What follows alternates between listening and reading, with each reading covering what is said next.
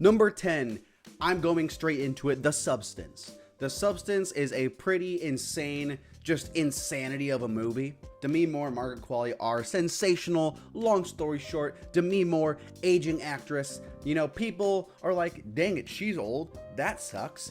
And now she's gonna clone herself, essentially, into a younger version that hates her.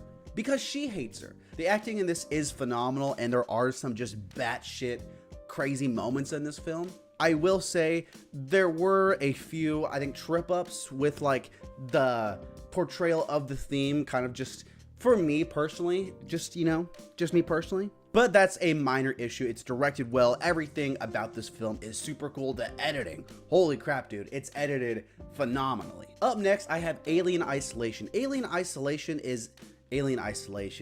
Romulus. Alien Romulus is a film that takes the franchise back to its roots. People are trapped in a space station, xenomorphs going crazy, and what's gonna happen? The first thing I want to highlight in this film is the fact that the xenomorph is largely practical. That is amazing. That's sensational that in 2024 we're getting a practical, largely xenomorph. The performances are phenomenal here all across the board. They are amazing. It's a big group cast of younger actors, and they all just freaking knock it out of the park. Kaylee Spaney in particular, dude, she's going off.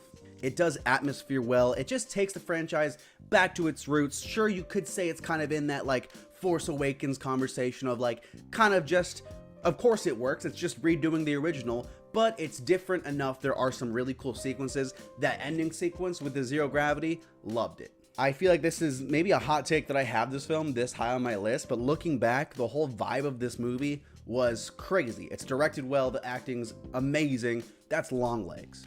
Nicolas Cage is amazing in this, like, you know, just creepy, kind of slimy villain role. He's super creepy. It is a role where he completely loses himself in this role, and it's amazing. You can't even tell it's Nicolas Cage. You can, but you're not thinking it's him, right? But almost more impressive is Maika Monroe, someone who is like sneakily climbing in the ranks of like my favorite actresses right now. She's in so much good stuff. Every time I see her, she brings something new to the characters that makes them feel different from the last one, even though she's like, you know, Survivor Girl in all these horror movies. But Oz Perkins freaking goes ballistic. The way that this film is shot, the atmosphere and the aesthetic of this movie is amazing. It feels so unique. It feels so fresh, especially for a demon movie, because demon movies are feeling super stale aesthetically, and I think this did a really good job of making that feel new. In 7, I have Anora. This film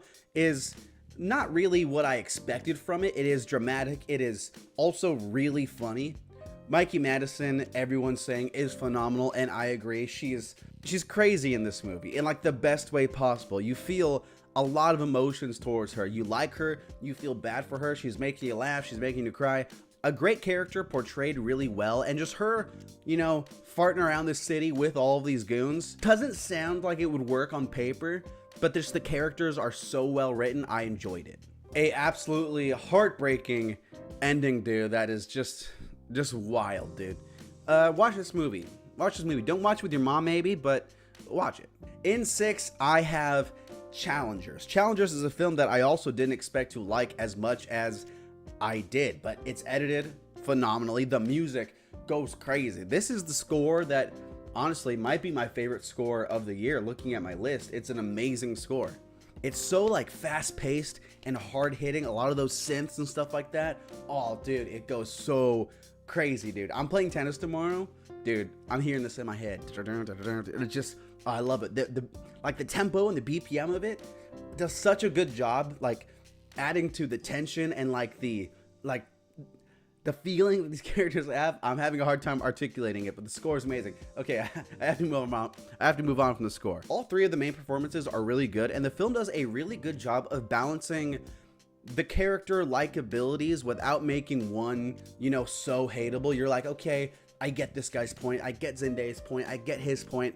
It all goes around. Ultimately, I'm team Zendaya's the bad guy in this movie, but you understand why she's like that. You understand why this means so much to her, but you don't gotta be a jerk about it. Directed, crazy, everything. The characters in this, I love them to death. Great movie. Time for the top 5. Let's do it. Top 5 is Timmy. Shout out to Timmy. Dune 2, pretty sensational film looking back at it. It's amazing. Just the cinematography of this film, as always, is top notch. It's the best of the year. The cinematography, the directing, both are absolutely bonkers, ballistic. I'm trying to think of another B word. Bananas. And the story is a lot more engaging. The characters are reaching the fulfillment of their arcs for the most part. I love the addition of Austin Butler in this film. He's scary. He's completely different from his big breakout role we saw a few years ago in Elvis. I love it. Everyone else in this film just gets way more to do than in the first film. Stilgar's great, Zendaya's great, Timmy's great, Rebecca Ferguson's great. Everything that was good about the first Dune, in my opinion, is just better in Dune 2. In fourth, I have Sing Sing. This film, whoa, dude. A film that, you gotta watch. It's a film that's like wholesome. It's a pretty wholesome movie. It's a story about inmates who are doing theater while in prison, and a simple concept, but amazing in execution. Coleman Domingo right now is probably my favorite for best male performance of the year. He's so good in this film. But even then, the cool thing about this is it's inspired by a true story. All of the other actors in this movie largely are people who were inmates, who were a part of this program, and now they're just beast actors. And that's amazing. They didn't even try to be that. They just turned out to be it. Terrence, I keep forgetting his name, but this guy right here, amazing, dude. Amazing. A pretty wholesome story, but a story that's still going to push you, that still pushes the characters, and still makes you think about art forms and just humanity in general. I like this a lot. Top 3 time. I'm going Wild Robot. Wild Robot, for a large part of this year, was the #1 movie on my list. I think that just when I saw it, the hits of the emotions and that wave of everything that came with it, it's overwhelming. It's hard not to fall in love with this movie for the animation. Everything like that is amazing. It is one of the best animated films that's come out in a long time. Even competing up with the likes of Across the Spider-Verse and Puss in Boots: The Last Wish. It's that freaking good. It's a story about family and parents and doing the right thing, and I like that a lot. It's a really good film. I think you should watch it. If you like animated films, watch it. If you have like your mom, your grandma's in town, watch it with them. It's a really good movie. Phenomenal movie. A lot of people are going to be choking up in this one. I'm just saying. And not like baseball choking up, like tears choking up. #2 though, man, this one's rough. This one's so freaking tough. 1 and 2. Honestly, like any of these 4, maybe even 5 could be #1. #2 though, I'm gonna go with Nosferatu. Nosferatu, I'm a big Robert Eggers fan.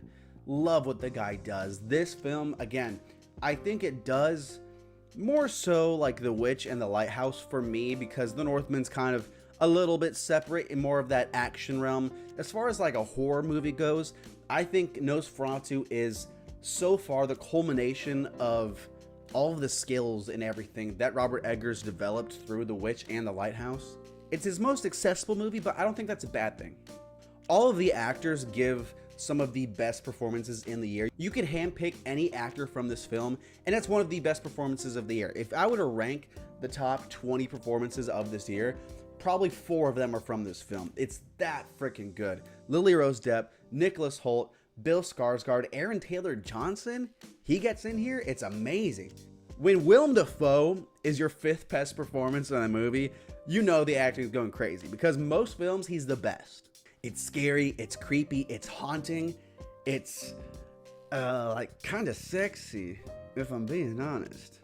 Not for me though. Okay, that's just what I hear. Shot beautifully, man. The only film that competes with Dune on the visual front, in my opinion. I thought this film was amazing. I'm seeing it again next week with a Q&A with Robert Eggers. I'm so excited for that.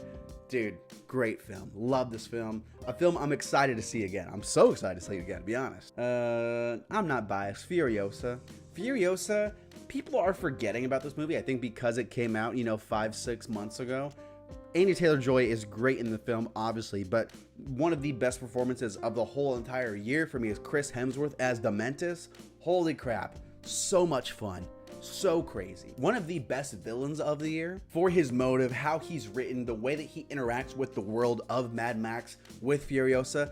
I love this guy to death. He's a fantastic villain. But the visuals are great. The action is amazing. It's good old-fashioned boots on the ground, practical filmmaking.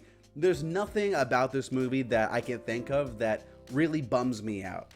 It plays really well into the universe. Furiosa is still a great character. So many just badass gangster, you know, knee slapper sequences. Holy crap, dude. This movie is amazing. I gotta watch it again. I really need to watch it again. If you missed it in theaters, that really sucks. And the movie flopped, so you probably didn't see it in theaters. And that's a huge bummer. That's a huge bummer. I might do a video of like biggest movie bummers of the year.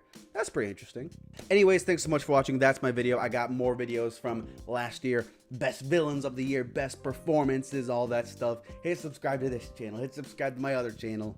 You know, hit subscribe to all my channels. And I'll talk to you later. Have a good day. Bye.